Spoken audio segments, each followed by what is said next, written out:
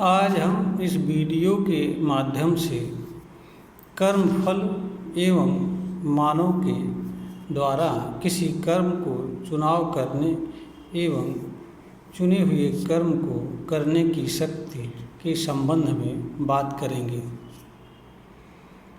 इस धरती पर जो भी मनुष्य जन्म लेता है वह कर्म को करने के लिए स्वतंत्र होता है। मनुष्य के कर्म को करने की शक्ति पर कोई नियंत्रण नहीं होता है।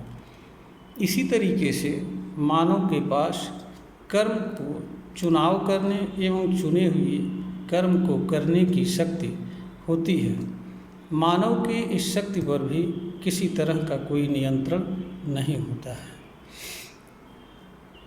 इसमें किसी तरह के वाद विवाद या प्रश्न खड़ा होने का जैसी कोई बात नहीं है। मनुष्य जिस कर्म को चाहे उस कर्म को कर सकता है।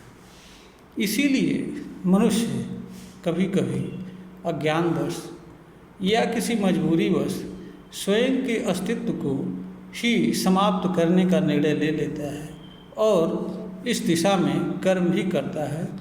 और बहुत सारे लोग ऐसा करने में सफल भी हो जाते हैं और ऐसा करके अपनी जीवन लीला को भी समाप्त कर लेते हैं। यह अलग बात है कि इस तरह का कार्य अज्ञान ही नहीं कायरतापूर्ण कार्य है, क्योंकि जीवन जीने के लिए मिला होता है। जीवन से भागने के लिए मनुष्य को जीवन नहीं मिला होता है। मानव का कर्तव्य होता है कि वह हर अवस्था में हर परिस्थिति में बेटर से बेटर जीवन जीने का प्रयास करे। यही जीवन एक मनुष्य से अपेक्षा करता है। अब हम आते हैं कर्मफल की बात करते हैं। कर्मफल मनुष्य के कर्म के बदले प्राप्त होने वाली चीज़ होती है।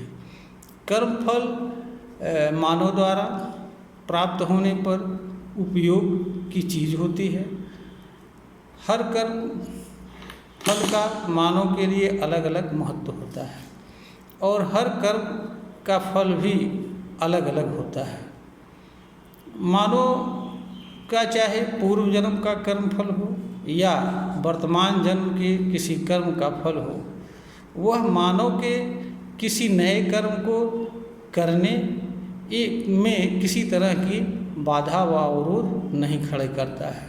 कोई भी कर्म में ऐसी किसी भी कर्म के फल में ऐसी कोई ताकत नहीं होती है कि वह मनुष्य को किसी नए कर्म के चुनाव करने एवं उसके करने की शक्ति पर किसी तरह की बाधा या अवरोध खड़ा करता हो। इसका कारण ये है कि कर्म फल एवं कर्म दो अलग अलग चीज़ें हैं। कर्म फल पर मनुष्य का वश नहीं है, किंतु कर्म पर मनुष्य का वश है।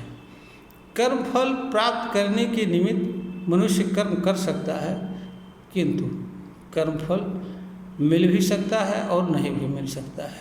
इसका कारण ये है कि वे बहुत से कारण होते हैं जिनके कारण मनुष्य कर्म फल पाने से वंचित रहता है और कर्म फल पर मनुष्य का नियंत्रण भी नहीं होता है। कर्म फल चाहे पूर्व जन्म का हो या वर्तमान जन्म का हो, वह मनुष्य के कर्म करने की शक्ति में या कर्म को चुनाव करने एवं चुने हुए कर्म की शक्ति में किसी भी तरह का बाधा या अवरोध नहीं खड़ी करता है। इस दिशा में मानव समाज में अनेक तरह की भ्रांतियां हैं। उसका कारण यह है कि वर्तमान समाज में प्रचलित अनेक तरह की विचारधाराएं या कुछ धर्म ग्रंथों में इस तरह की विचारधाराएं कि मनुष्य प्रारब्ध अर्थात पूर्व जन्म के कर्म फल से बाध्य होता है और वह उसी के अनुसार कर्म करता है जैसा उसका प्रारब्ध यानी पूर्व जन्म के कर्मों का फल होता है। मनुष्य इससे इतर कर्म नहीं कर पाता है मनुष्य उसी के अनुसार कर्म करने के लिए बाध्य होता है। मनुष्य वही कर्म करता है जो उसके प्रारब्ध में अर्थात कर्म पूर्व जन्म के कर्मफल के अनुसार निर्धारित होता है। इस तरह की विचारधाराएं असत्य है, जिनका सत्य से कुछ लेना देना नहीं होता है। कर्मफल एवं कर्म दो अलग अलग चीज़ें होती हैं। कर्मफल कर्म के बदले में प्राप्त होता है। कर्मफल प्राप्त होते ही किया जाने वाले कर्म खत्म हो जाता है।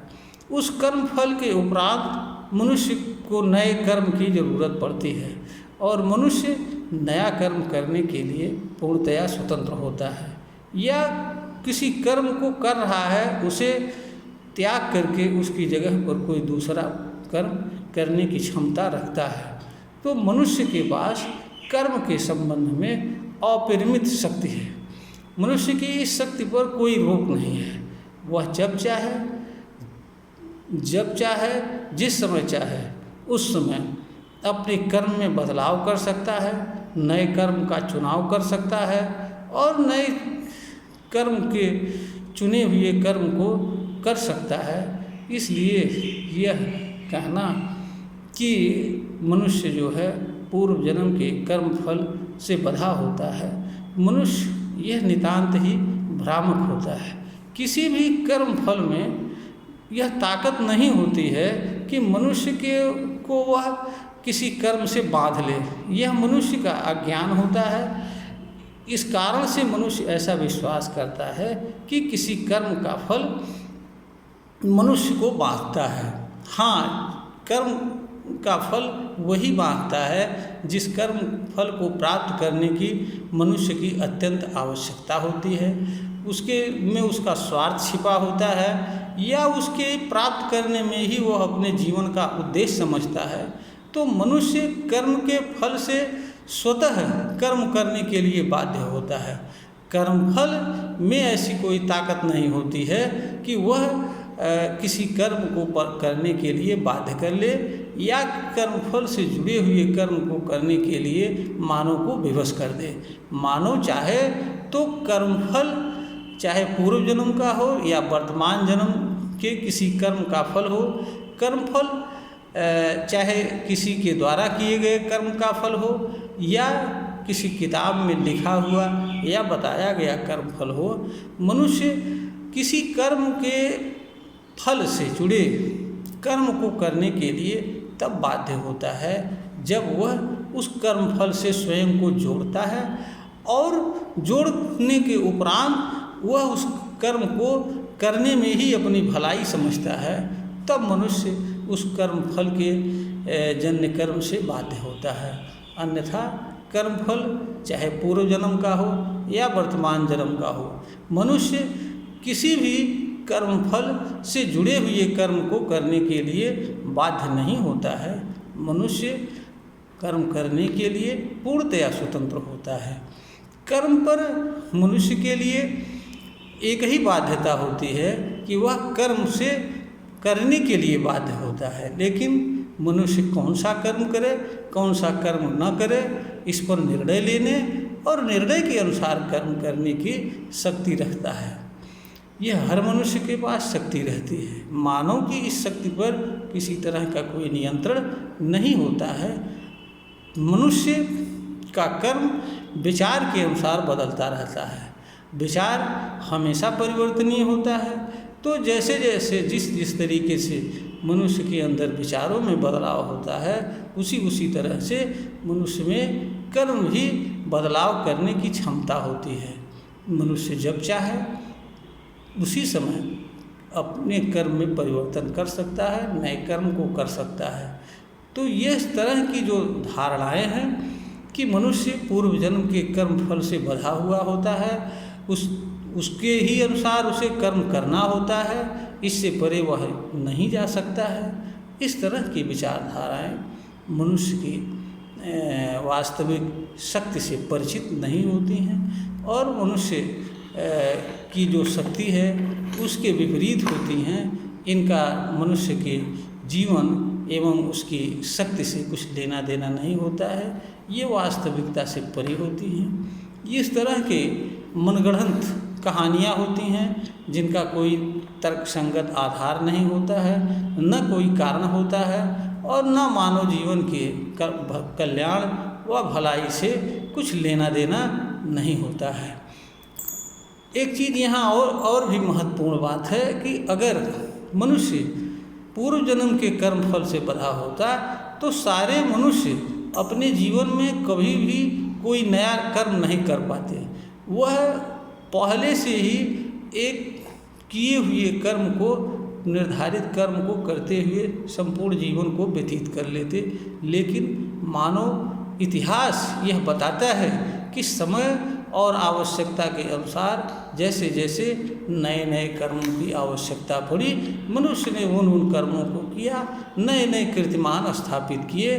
तो मानव द्वारा नए नए कर्मों का किया जाना, उनसे सफलता प्राप्त किया जाना, अनेक तरह के आविष्कारों का किया जाना, यह अपने आप में बताने के लिए पर्याप्त है कि मनुष्य के कर्म करने, उसके कर्म के चुनाव करने पर किसी तरह का कोई नियंत्रण नहीं है। मनुष्य के चाहे पूर्व जन्म का कर्म फल हो या वर्तमान जन्म का कर्म का फल हो, वह किसी नए कर्म को करने से मनुष्य को रोकने के लिए क्षमता नहीं रखता है। यह अलग बात है कि मनुष्य अज्ञानवश, अकर्मण्यतावश, मजबूरीवश किसी नए कर्म को नहीं कर पाता है, बेहतर परिणाम नहीं पा पाता है, या कोई लाचारी होती है, या स्वयं को इस लायक नहीं समझता है कि अब हम कोई नया कर्म कर सकते हैं, या कोई अन्य मजबूरी होती है।